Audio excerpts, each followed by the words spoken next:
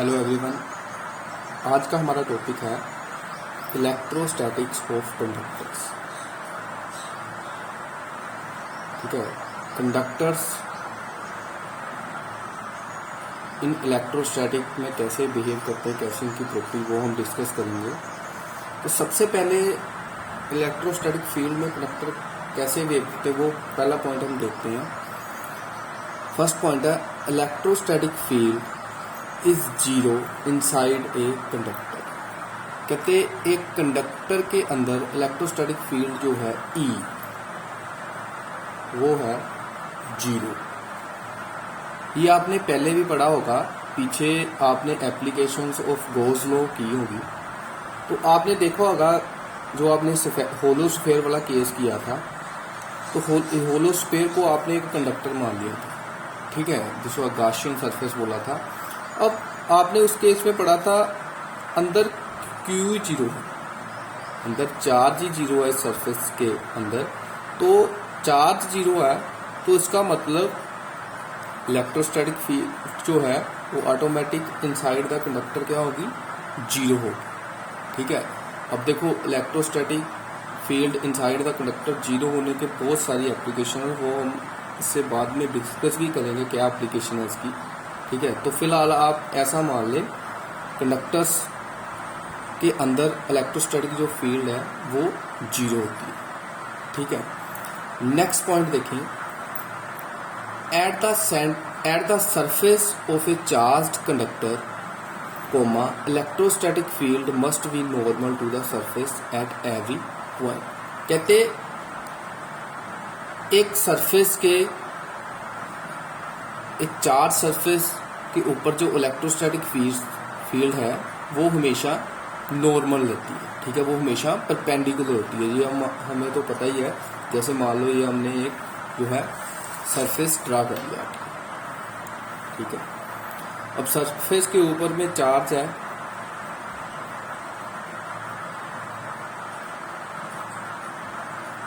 Okay.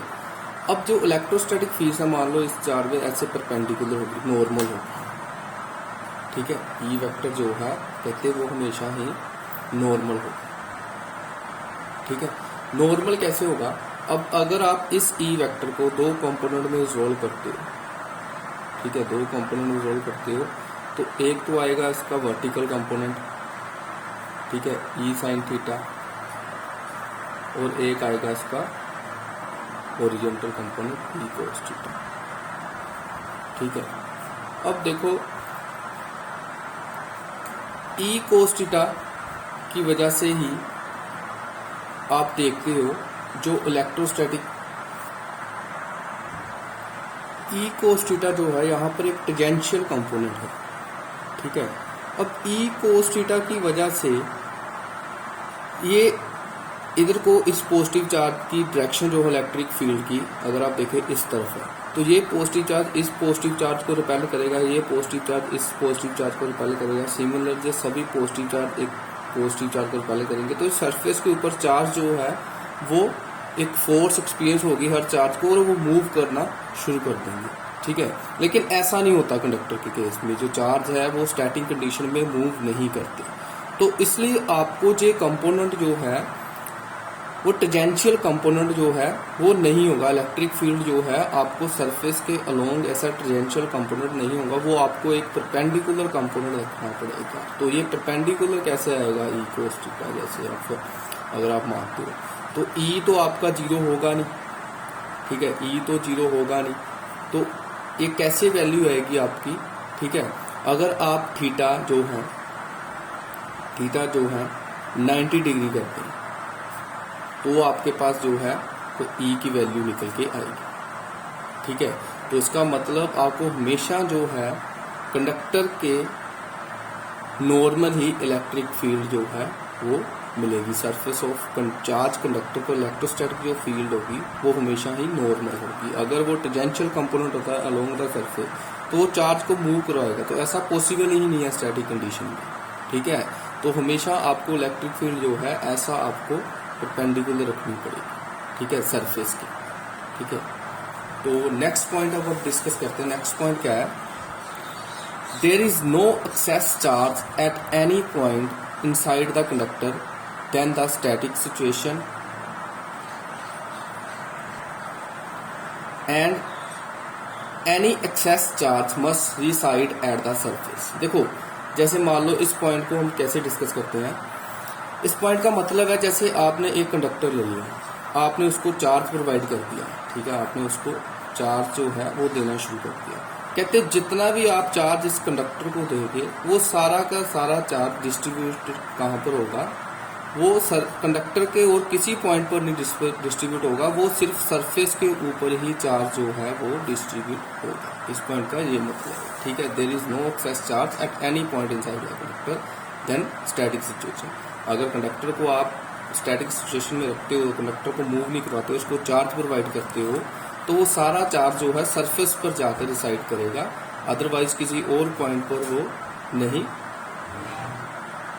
मिलेगा आपको, ठीक है। वो सारा का सारा चार्ज आपको सरफेस पर ही मिलेगा। तो नेक्स्ट पॉइंट अब डिस्कस करते हैं। Electrostatic potential is constant throughout the volume of conductor has same value as inside the surface.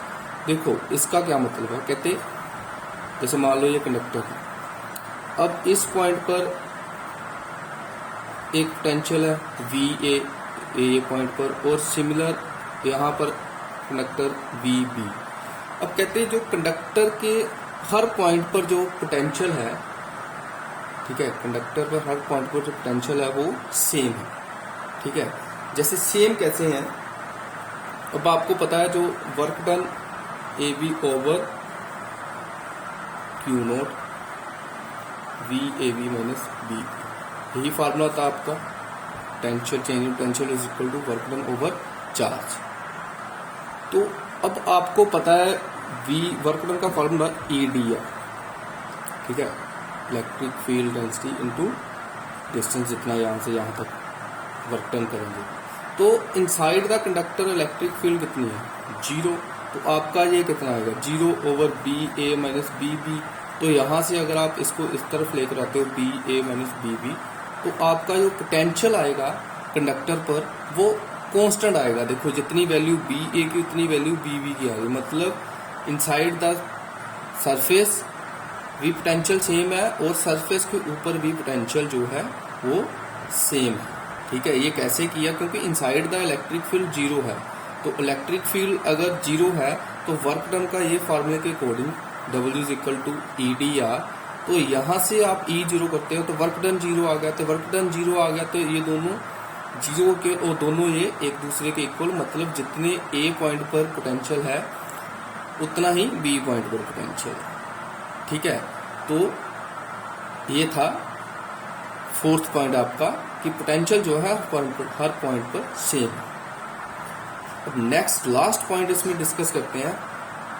Electric field at the surface of a charge conductor is E is equal to sigma by E naught N cap. कहते हैं जो electric field है surface के ऊपर charge conductor के, उसका formula है E is equal to sigma by E naught. देखो ये आपको मैंने पहले भी करवाया, E is equal to sigma. Sigma क्या है आपका, surface charge density,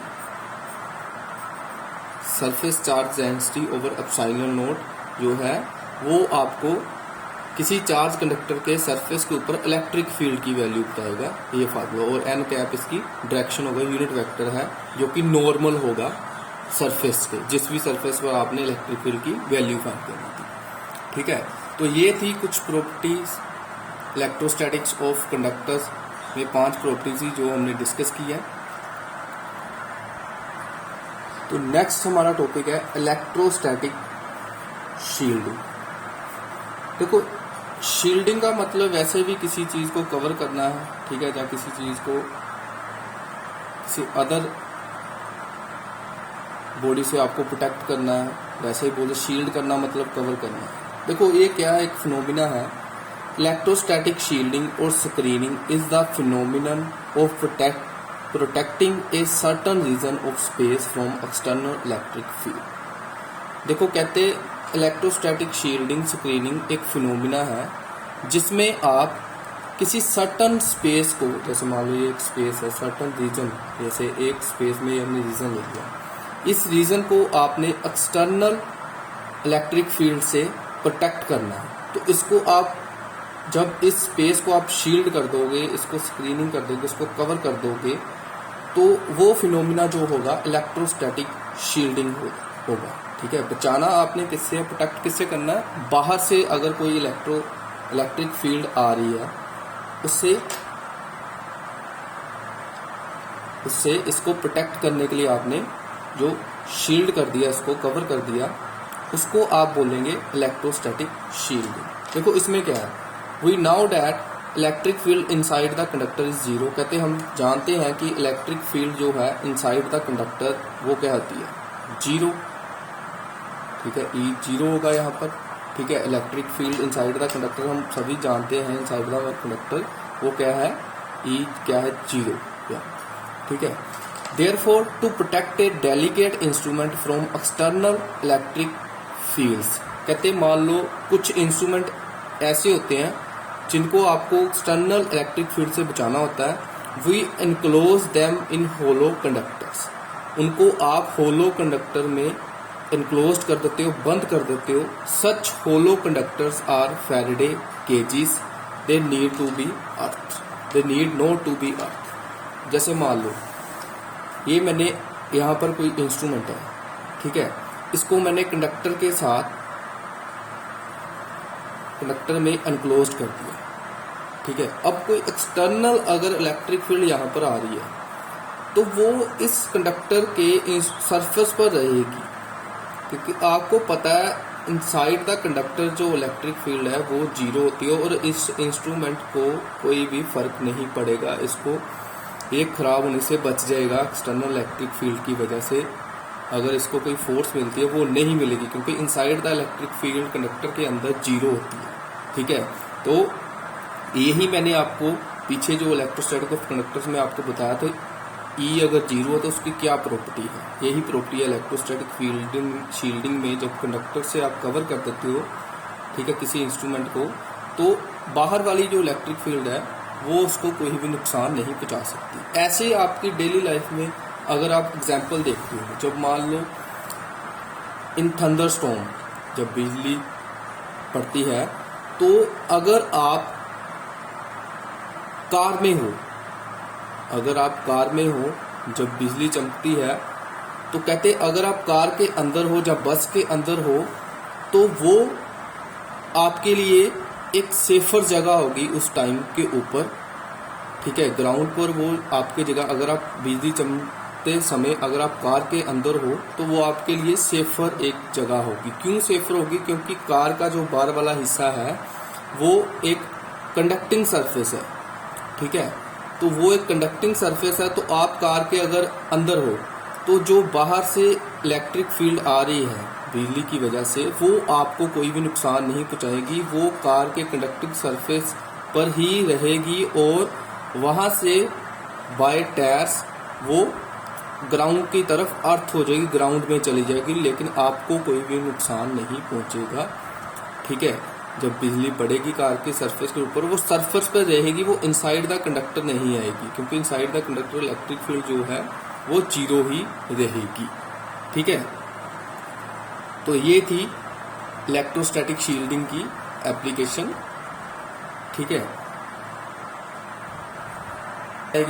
the fundamental fact is that electric field inside the cavity is zero but ever be the size and shape of the cavity. कहते cavity means जो किसी surface को जिसके साथ cover किया गया, ठीक है, कंडक्टर से, उसको कैविटी बोल दिया। ठीक है, कहते ये डिपेंड नहीं करता कि कैविटी का साइज क्या है, साइज चाहे स्मॉल हो चाहे बड़ा हो, जिस भी कंडक्टर के साथ आपने शील्ड करना है, ठीक है, किसी सरफेस को, किसी बॉडी को, तो वो डिपेंड नहीं करेगा जिस कंडक्टर के साथ उसको आप शील्ड कर रहे हो वो छोटा है या बड़ा है। चार्ज जो है जितना भी होगा कंडक्टर के ऊपर एक्सटर्नल फील्ड में, ठीक है, जितना भी पड़े कंडक्टर के ऊपर, लेकिन जो अंदर इलेक्ट्रिक फील्ड है वो हमेशा ही जीरो रहेगी। ठीक है, वो हमेशा ही जीरो रहेगी, चाहे उस कंडक्टर का साइज जिसके साथ आपने शील्ड किया बड़ा हो छोटा हो, वो सारा चार्ज सरफेस पर ही रहेगा, लेकिन अंदर जो है वो इलेक्ट्रिक फील्ड वो हमेशा ही जीरो रहेगी।